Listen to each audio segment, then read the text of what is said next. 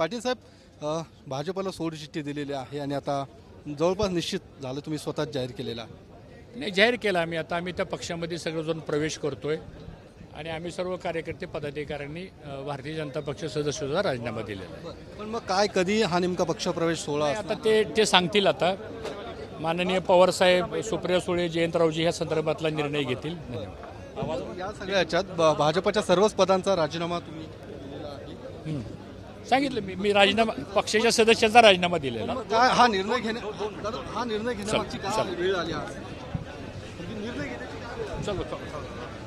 तर हर्षवर्धन पाटील यांनी आता भाजपच्या सर्वच पदांचा राजीनामा दिलेला आहे आणि शरद पवार गटात ते आता प्रवेश करणार हे स्पष्ट झालेलं आहे. मात्र या संदर्भात नेमका कधी प्रवेश असेल हे पक्षाकडूनच स्पष्ट केलं जाईल असं सुद्धा हर्षवर्धन पाटील यांचं म्हणणं आहे. कॅमेरामन अभिजित पिसेसह योगेश बोरसे, TV9 मराठी, इंदापूर.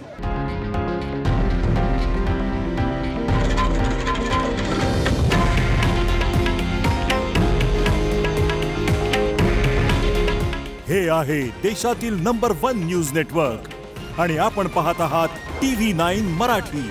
काळजी तुमची, हित महाराष्ट्राचं.